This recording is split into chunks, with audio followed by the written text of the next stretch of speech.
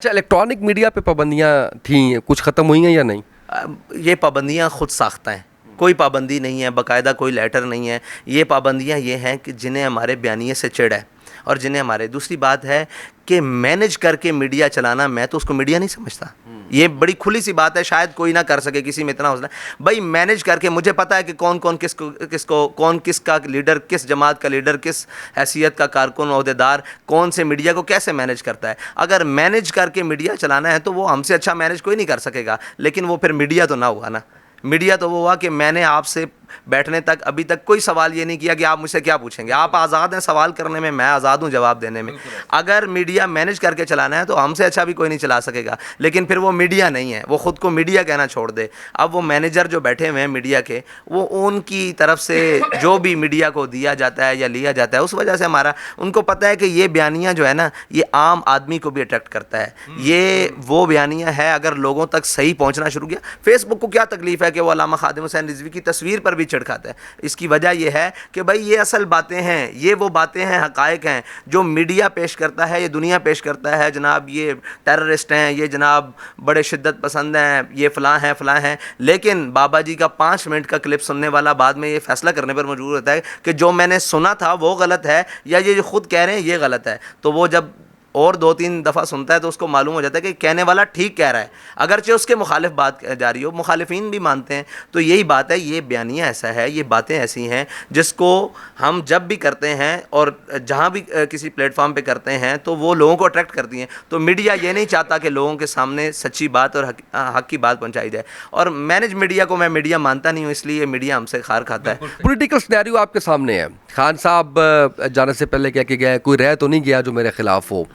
वो ये कहते हैं कि एक्सपोज़ कर दिया है मैंने, सबको एक्सपोज़ कर दिया है मैंने। वो इस्टेब्लिशमेंट को कह रहे हैं, वो जनरल बाजवा का नाम ले लेके पाकिस्तान तहरीक इंसाफ कह रही है, वो अदालतों को कह रहे हैं, इलेक्शन कमीशन को कह रहे हैं, पॉलिटिकल पार्टीज़ को कह रहे हैं। आपका क्या मौक़िफ़ है इस हवाले से? देखें, वो तख्त के बख्त से यकलख्त उतारा हुआ शख्स, तुमने कभी देखा है जीत के हारा हुआ शख्स, ठीक है, वो तो उन्हीं को कह रहा है जिन्होंने उसको लाने में अपना भरपूर किरदार अदा किया। ठीक है जी, उनको क्यों कह रहा है? उसका ये है कि उसका इक़्तिदार चला गया, जिससे उसको निहायत प्यार था। इक़्तिदार जाना यूँ भी था, ठीक है, लेकिन इक़्तिदार आने जाने वाली चीज़ है, इसके ऊपर वावेला कहेगा। ठीक है जी, पहले तो आप मेरिट की बुनियाद पर आए ही नहीं। पहली बुनियाद, आपको तो लाया गया, ठीक है जी, आप इलेक्ट तो हुए नहीं, आपको सिलेक्शन के थ्रू लाया गया। जिस सिलेक्टेड को सिलेक्ट किया जाए, सिलेक्ट करने वाले अनसेलेक्ट कर दें तो उसको शोर डालने की ज़रूरत नहीं है। या तो तुम कि अपने बिहाफ पर 3.5 साल में कोई एक फ़ैसला करते कि पता लगा मुल्क का वज़ीर आज़म, वो तो एक यूट्यूबर लगता था।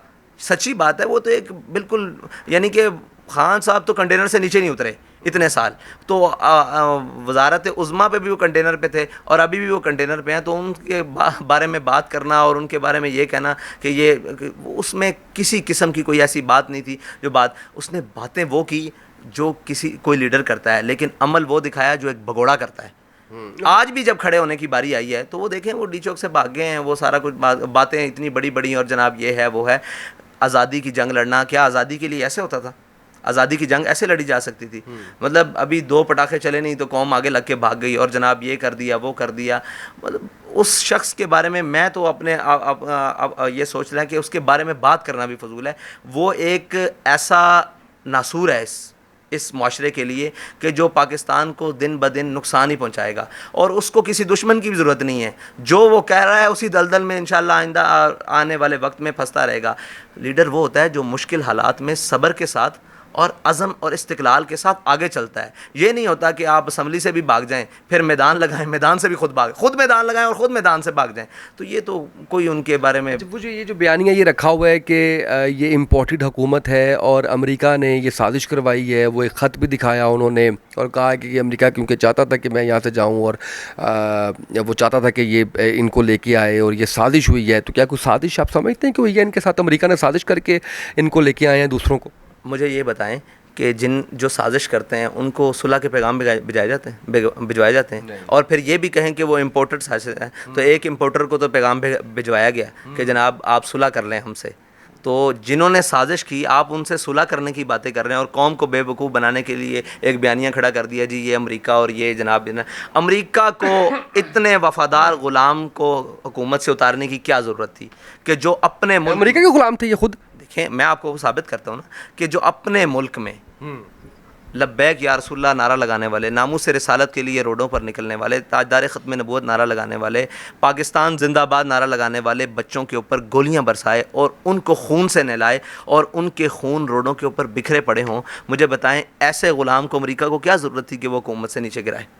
ایسے غلام کو جس نے آسیہ مسیح کو رہا کروایا ہو, ٹھیک ہے جی, جس نے عافیہ صدیقی کے بیانیے کے اوپر الیکشن لڑا ہو اور سیاست میں آیا ہو, اس بیانیے کو چھوڑ کر وہ آسیہ مسیح کو اس ملک سے فرار کرا رہا ہو, وہ قادیانیوں کو اقلیت سے نکال کر اور جناب ان کو حقوق دینے کی بات کر رہا ہو اور ان کے حقوق دینے کے لیے جناب ان کے گھروں میں قیام کر رہا ہو, ملتان کی بات ہے, تو اس شخص کو حکومت سے ملتان میں یہ جلسے پہ گئے ہیں شاہ محمود قریشی صاحب اور ان کے سارے چاہنے والے وہاں ہیں, لیکن ملتان کی اسلام اخبار کی رپورٹ نے منگا کے دیکھیں کہ ملتان جلسے کے بعد انہوں نے جہاں قیام کیا وہ ایک قادیانی کا گھر تھا.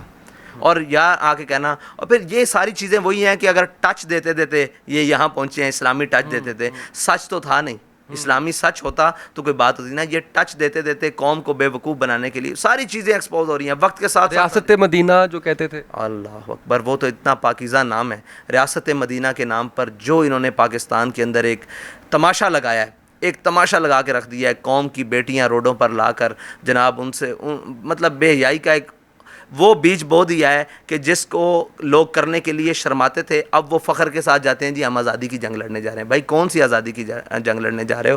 ہماری مائیں بہنیں تو وہ ہیں جن کو قرآن اونچا بھی اسلام کہتا ہے آپ نے نہیں پڑھنا, کوئی غیر مرد نہ سن رہے, وہ کیا عمران خان کے جلسے میں ایسے کرنے کے لیے جا رہے ہیں؟ بھائی یہ قوموں کی جو ہے نا مائیں, یہ ان کا مستقبل ہوتی ہیں.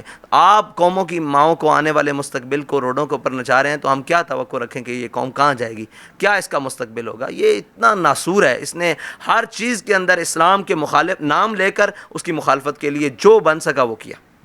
اچھا, اب جو اکانومی کا ایک کرائسس چل رہا ہے, چلیں اس سے اکانومی کے کرائسس سے پہلے نون لیگ سے کیا آپ توقع رکھتے ہیں کہ نون لیگ, صرف نون لیگ نہیں ساتھ, کیونکہ ابھی پی ڈی ایم کر لیں آپ, اس میں پی پی ہے, اس میں باقی جماعتیں بھی ہیں, ان کو حکومت ملی ہے, ان کے بارے میں کیا رائے ہے؟ دیکھیں یہ تو ایسے ہے کہ خربوزوں کا باغ ہو اور اس میں گدڑ کو راکھی دے دی ہے کہ آپ اس کی حفاظت کرو, ٹھیک ہے جی. یہ نون لیگ ملک کو یہاں تک پہنچانے والے یہ سارے شامل ہیں, انہوں نے تو اس ملک کا بیڑا غرق کیا ہے, ٹھیک ہے جی. نعرہ خان صاحب نے یہی لگایا تھا نا کہ جناب یہ میں چوروں کے خلاف آیا ہوں, تو مجھے بتائیں ان کی کیبنٹ میں کون سا امپورٹڈ اور جناب لوکل چور نہیں تھا جو بیٹھا ہوا تھا, کون سا چینی چور نہیں تھا جو بیٹھا ہوا تھا. آج وہی چینی چور ان کے حمایتی بن گئے ہیں. یہ بندوں کو گنا کرتے ہیں, تولا نہیں کرتے. یہی تو ایک اس نظام کا رول ہے, اس نظام کا رول ہے کہ اس میں بندے گنے جاتے ہیں, تولے نہیں جاتے. اگر تولنے والے ہوتے تو کبھی جہانگیر ترین اور علیم خان اس سسٹم میں آ کے بیٹھ سکتے. اوے تم تو بگوڑے ہو, تم نے تو پچھلے 4 سال میں ملک کا بیڑا غرق کیا, 3 سال میں, اب دوبارہ آ کے. اور پھر یہ پورے جو تولے گئے ہیں, جو گنے گئے ہیں, ان کو تولا جاتا تو ان میں ایک بھی پاکستان کے معیار پر پورا نہیں اترتا. مجھے بتائیں کہ شہباز شریف کا کیا کردار ہے پاکستان کے حوالے سے, پنجاب کے حوالے سے؟ سارا کچھ ذاتی ملیں اور سارا کچھ اور جناب سارے وسائل وہ اپنے لیے انہوں نے لگائے رکھے ہیں. لیکن پنجاب کے باسی کہتے ہیں کہ ایڈمنسٹریٹر تو بڑا اچھا ہے. کس حوالے سے؟ انہوں نے ایڈمنسٹریٹر دیکھا نہیں نا, انہوں نے اس کے سے اچھا کہا ہے جو وہ ڈی جی خان سے لا کر یہاں لگایا گیا تھا, اس سے تو انہوں نے اچھا کہنا ہی تھا. صاف ظاہر ہے وہ کیا کہتے ہیں کہ نام کیا ہے, گدھا بہتر, خچر بہتر ہے گدھے سے. تو یہ انہوں نے دیکھا ہی نہیں کہ ایڈمنسٹریٹر کہتے کس کو ہیں. انہوں نے دیانتدار لوگ دیکھے ہی نہیں. انہوں نے یہ کہا کہ جناب چلو چور اچھا ہے ڈاکو سے. تو یہ اس طرح کا ماحول ہے. اگر اس ملک کے اور اس صوبے کے اور کسی بھی صوبے کے مسائل کے اعتبار سے وسائل خرچ کیے جائیں نا, تو یہ پاکستان وہ جگہ ہے جو کم از کم اس دوڑ کے اندر اور اس ترقی کے ماحول کے اندر ایک ابھرتا ہوا ستارہ بن سکتا ہے. لیکن ہمیشہ جو اس کو ملا ہے اس نے اس کو کھایا ہے, اور جو نقصان دے سکا ہے وہ نقصان دیا ہے. زبان سے دینا پڑا, زبان سے دیا ہے. اپنی فیملی سے دینا پڑا, اپنی فیملی سے دیا ہے. مجھے یہ بتائیں, ہم ایک ان کے بقول ایک جمہوری ملک میں رہ رہے ہیں. یہ کون سا جمہوریت چل رہی ہے پی ڈی ایم والی؟ یہ جمہوریت چل رہی ہے, یہ جمہوریت چل رہی ہے. یہ بھی سلیکٹڈ ہے, یہ بھی تو لائے گئے ہیں, یہ بھی تو لائے گئے. آپ کو کبھی آفر نہیں ہوئی؟ آفر تو ہوتی ہیں, لیکن پڑے اس بلا میں میری بلا, میں گدا ہوں اپنے کریم کا، میرا دین پائے. میرے ایک دوست ہیں اور ہم ایک دفعہ کشمیر گئے تو وہ کھڑے تھے، تو انہوں نے جو بالکل بارڈر کے قریب، تو انہوں نے کہا حافظ صاحب اگر اللہ تعالیٰ نے ہمیں حکومت دی تو آپ نے کشمیر کی مدد کرنی ہے. میں نے کہا دعا کرنا اللہ تعالیٰ ہمیں حکومت ایسی نہ دے جو ہمارے ہاتھ پاؤں بندھے ہوں، ہم کم از کم آزاد ہو کر آئیں اور کسی کے بل بوتے کے اوپر نہ آئیں، جو بات کہیں اس کے اوپر پیرا دے سکیں. ہمارے قائد نے ہمیں یہی سکھایا ہے کہ جو کہنا ہے سوچ کر کہنا ہے، اور جو کہہ دینا ہے پھر اس پر جان بھی چلی جائے، اس پر جناب کربلا لگ جائے، اس پر سب کچھ لٹ جائے، آپ نے اپنی بات سے اپنے حرف سے پیچھے نہیں ہٹنا. تو یہ آفرز ہوتی ہیں، لیکن ایسی حکومتوں کا، ایسے عہدوں کا کیا فائدہ کہ آپ غلام بنے رہیں. اور آپ بالکل آزاد کی جو ایک آن ہے، محکوم کا 1 سال، بس یہ یاد رکھیے گا. اچھا، یہ دسمبر 21 کی بات ہے یا جنوری 22 کی بات ہے؟ اعجاز چودھری صاحب نے ایک بیان دیا تھا کہ ٹی ایل پی کے ساتھ جو ہے وہ ہمارا ہو سکتا ہے کچھ سیٹ ایڈجسٹمنٹ کی بات کی، کچھ انہوں نے کہا کہ ان کے ساتھ ہمارا الحاق ہو سکتا ہے. کوئی ایسی بات آگے چلی تھی؟ کوئی رابطہ ہوا تھا؟ کیا ہوا تھا جو انہوں نے بڑا اس طرح سے کھلا یہ اس بات کا اظہار کیا تھا؟ دیکھیں ہمارے دروازے کھلے ہیں، ہمیں کوئی بھی ملنے آتا ہے نا یہاں، یہ دروازہ، ہمارا دشمن بھی ہمیں ملنے آئے گا تو ہمارے گھر آیا ہے تو ہم اسے ضرور ملیں گے، کوئی بھی آئے گا. لیکن جب بات نظریات کے اوپر اور قوم کے مسائل کے اوپر اور آگے چلنے کی بات ہوگی تو ہم ان کے ساتھ کیسے چل سکتے ہیں جنہوں نے نہتے بچوں کو گولیاں ماری ہیں، جنہوں نے نہتے بچوں کو شہید کی دیا ہے، جنہوں نے نہتے لڑکوں کو شہید کیا ہے، جنہوں نے چادر اور چاردیواری کی پامالی کی ہے. ابھی تو کچھ بھی نہیں ہوا تو آپ کو چادر اور چادر کی یاد آ گئی. ہم اس کی بھی تائید نہیں کرتے. ہم کسی شخص کے گھر میں گھسنے کی، کسی سرکاری ادارے، نیم سرکاری، غیر سرکاری ادارے کا کسی شخص کو کسی کے حدود میں داخل ہونے کی ہم کبھی حمایت نہیں کریں. ہم آج بھی اس کی مذمت کر رہے ہیں، لیکن یہ مذمت اس وقت بھی قابل مذمت تھی جب ہمارے گھروں پر ہو رہا تھا. آج یہ تو ابھی ذرا سی مکافات عمل ہے نا دنیا میں. ہم یہ نہیں چاہتے کہ ان کے ساتھ ایسا ہو، کسی کے ساتھ بھی ایسا ہو. ہم وہ لوگ نہیں ہیں جو اپنے بغض کے اندر آ کے تمہارے گھروں کو اجاڑیں. ہم سمجھتے ہیں کہ یہ بلد چیزیں ہیں، مردوں کے ساتھ میدان میں باتیں ہوتی ہیں، گھر والوں کا کوئی تعلق نہیں ہوتا. لیکن ہم نے گھر توڑوائے ہیں، دروازے بھی توڑوائے ہیں، اور جناب ہر قسم کا ظلم اور تشدد برداشت کیا ہے. اس لیے وہ آئے تھے ہمارے پاس اور یہ بات کرنے کے لیے کہ آپ ہمارے ساتھ سیٹ ایڈجسٹمنٹ اور یہ وہ، لیکن انہوں نے بڑی نپے تلے الفاظ میں بات کی تھی جس کے اندر سے معنی تو یہ نکل سکتا تھا لیکن ظاہری بات نہیں تھی. تو ہم نے انہیں کہا تھا کہ بھائی ہم نظریاتی سیاست کرنے والے لوگ ہیں، ہم نظریاتی طور پر میدان میں آئے ہیں، اور ہم ان لوگوں کے ساتھ بالکل نہیں مل سکتے جن کی تاریں اغیار کے ہاتھوں میں ہوں، اور جن کی ڈوریاں اغیار کے ہاتھوں میں ہوں، اور جن کے فیصلے اغیار کے ہاتھوں میں ہوں، وہ اپنے ہاتھوں میں بے بس ہوں. اگر اغیار کے ہاتھوں میں نہ ہوتے تو کم از کم 3.5 سال اقتدار میں کوئی ایک ایسا کام تو ہوتا کہ جس کے ساتھ ہم کھڑے ہو سکتے کہ بھئی یہ انہوں نے کیا ہے. آپ نے چوروں کو پکڑنے کا نعرہ لگایا، اپنے ہاتھوں سے چور ملک سے باہر بھیجے. آپ نے کہا میں سب سے بڑا عاشق رسول ہوں اور میں نے عاشقان رسول پہ گولیاں برسائیں. آپ نے کہا میں معیشت درست کروں گا، جس کی بنیاد پر آپ لے کر آئے آپ نے اس وزیر کو ایسے بدلتے رہے صبح شام. آپ نے اپنی کیبنٹ میں قادیانی مشیروں کو شامل کرنے کی بات کی. ٹھیک ہے جی، آپ نے ریاست مدینہ کا نام لے کر کرتارپور کوریڈور کھولے. آپ نے جناب عشق رسول کا نعرہ لگا کر اس ملک کے اندر سے گستاخ رسول آسیہ ملونہ کو فرانس بھیجا. یہ ساری باتیں وہ ہیں، مطلب یہ پوری ایک طویل ہے.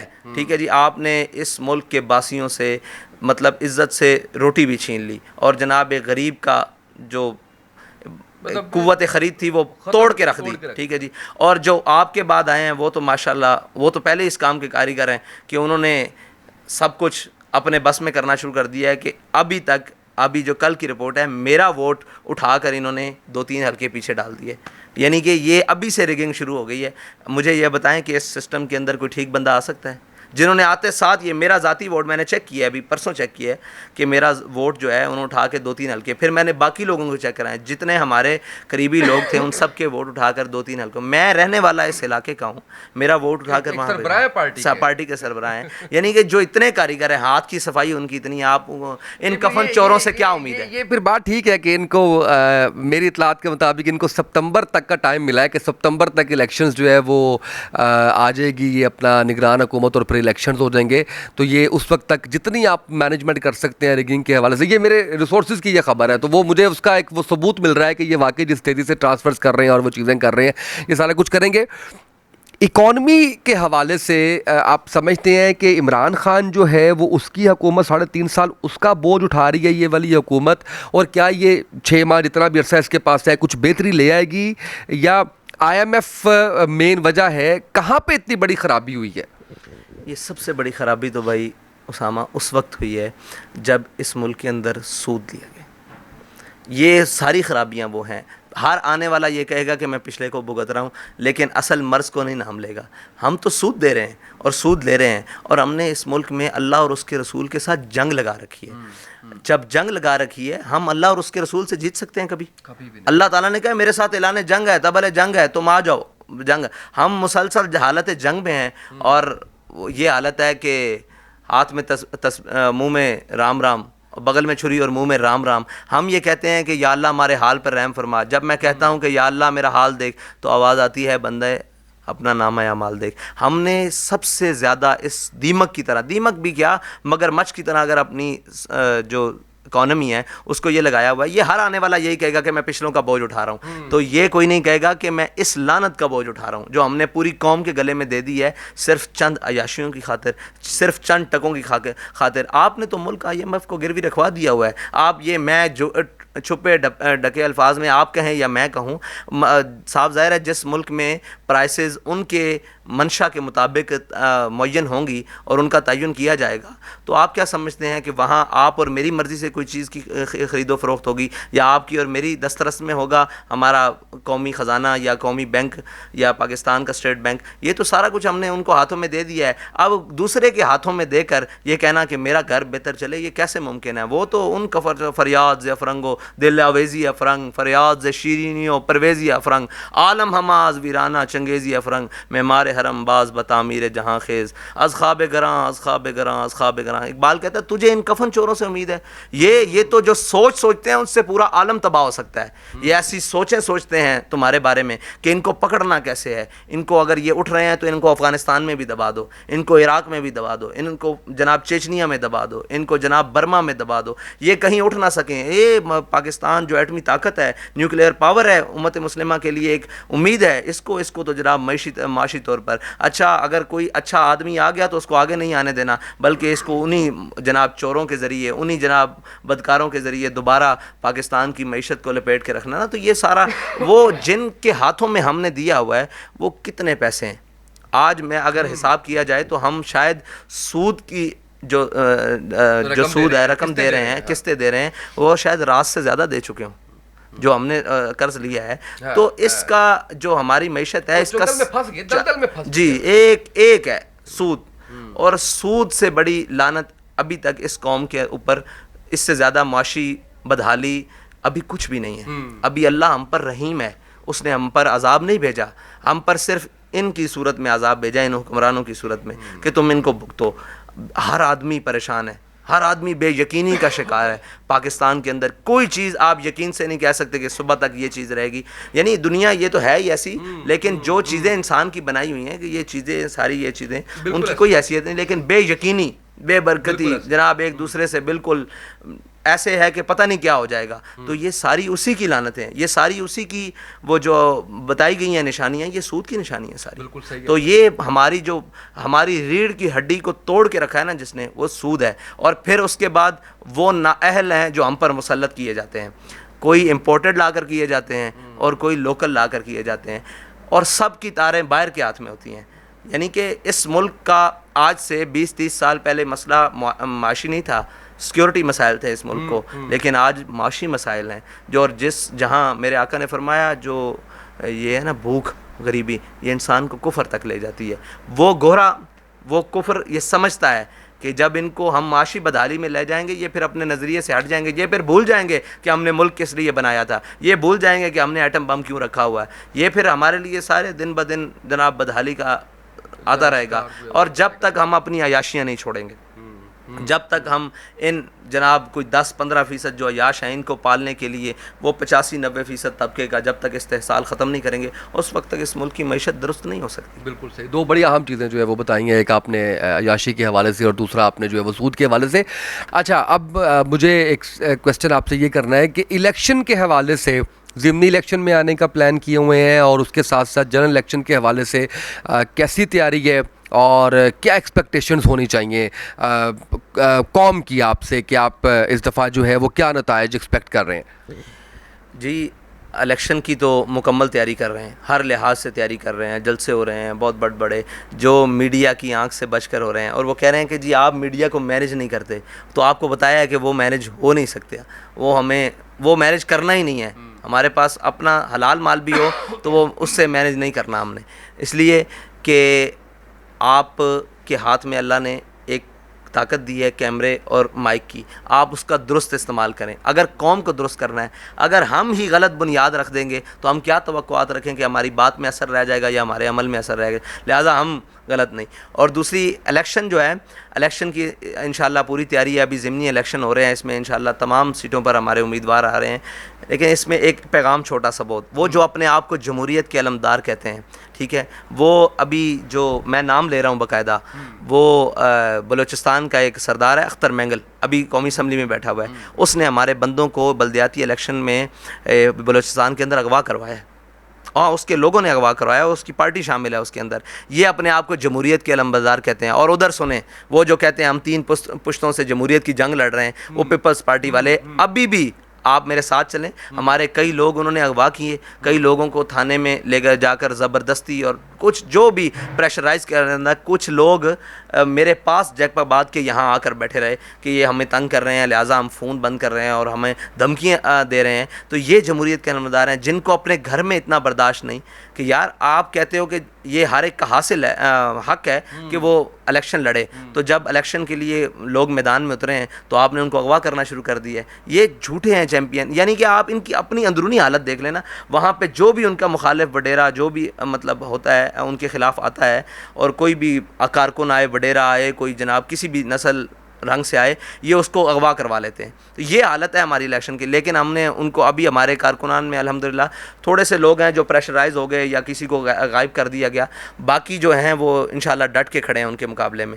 ابھی تو یہ بلدیات ہے، انشاءاللہ جنرل الیکشن آئے گا تو ان سب کی توقعات سے برعکس ٹی ایل پی رزلٹ دے گی. اس لیے کہ ٹی ایل پی صرف سوشل میڈیا یا میڈیا کے صرف باتیں نہیں کر رہی، ٹی ایل پی گراؤنڈ پر ورک کر رہی ہے، اور جہاں لوگوں کی ضرورت ہے. ابھی چولستان میں ہم خود ہو کر آئے، ہمارے بعد کل ہمارا ایک اور وفد چولستان میں ان کی امداد کے لیے جا رہا ہے. اگرچہ میڈیا نہیں دکھاتا سوشل میں، ہم کیمرے کی آنکھ سے ہٹ کر مدد کر رہے ہیں اس وقت میں جب لوگ مشکلات میں ہیں، اور انشاءاللہ جب ہمیں لوگوں کی ضرورت ہوگی، ان کے ووٹ کی، ان کی سپورٹ کی، تو لوگ ہمارے ساتھ کھڑے ہوں گے انشاءاللہ. اچھا، آخر میں ایجوکیشن کے حوالے سے ہماری قوم کے لیے میں ایک تو پیغام آپ کو لینا چاہوں گا اور آپ سے جاننا یہ چاہوں گا کہ دین کے ساتھ ساتھ دنیاوی تعلیم اور دنیاوی تعلیم کے ساتھ ساتھ دینی تعلیم کتنی ضروری ہے؟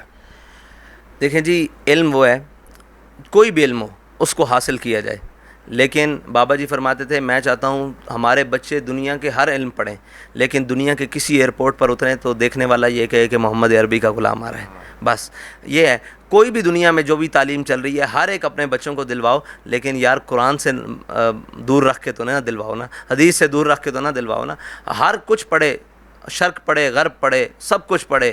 اور علامہ اقبال نے نہیں پڑھا، سب کچھ پڑھے، لیکن اپنے آقا و مولا صلی اللہ علیہ وسلم کے دامن سے وابستہ رہے. ان سے جو چیزیں ہیں وہ علم والی، جو بھی انہوں نے ایک بنیادی چیزیں ابھی ترقی کے لیے بنائی ہیں اور سارا کچھ، وہ سارے علم پڑھے. ضروری ہے ہر مسلمان پڑھے. ہمارے بچے ابھی بھی ہم آپ کو بتائے ہیں ہر علم حاصل کرنے کے لیے ملک سے باہر بھی جا رہے ہیں، ہر یونیورسٹی میں پڑھ رہے ہیں، ہم ان کو موٹیویٹ کر رہے ہیں. ہمارے جو ایجوکیشن والے لوگ ہیں جن کے پاس وسائل نہیں تھے، کوئی LLB کر رہا ہے، اس کا تعاون کیا جا رہا ہے. مطلب علم تعلیم کے شعبے میں بھی ان کے ساتھ چلا جا رہا ہے. تو یہ لوگ، ہمارے بچے پڑھ بھی رہے ہیں، اور علم وہ ہے جس کی بنیاد پر انسان آگے بڑھ سکتا ہے. ٹھیک ہے جی. اور یہ بات یاد رکھیں کہ قرآن کو چھوڑ کر نہیں پڑھا جا سکتا.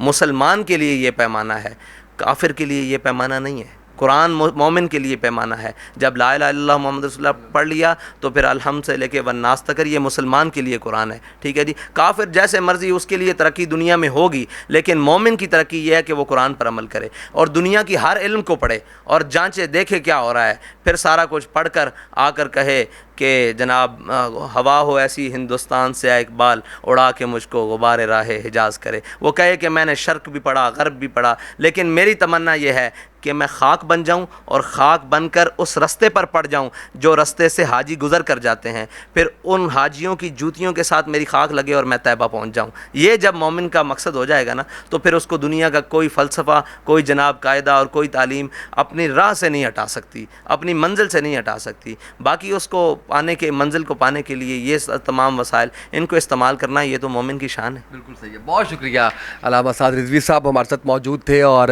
میرا خیال ہے کہ ہم نے تمام ایسی چیزیں جو اس وقت ڈسکس کی جا رہی ہیں، چاہے وہ حکومت کے بدلنے کی ہے، چاہے وہ اسرائیل کے حوالے سے ہے، چاہے وہ انڈین جو بی جے پی کے رہنما ہیں ان کی جانب سے گستاخی کے حوالے سے ہے، اکانومی کو لے کے بڑی مدلل گفتگو کی، اور مجھے امید ہے کہ بہت کچھ سیکھنے والوں نے سیکھا بھی ہوگا، اور بہت سی چیزیں جو شاید نہیں پہنچ پا رہی لوگوں تک وہ بھی بڑی کلیئرٹی کے ساتھ جو ہے وہ آپ تک پہنچ گئی ہوں گی. ہمارے آج کے اس پروگرام سے اتنا ہی. اجازت دیجیے. اللہ حافظ.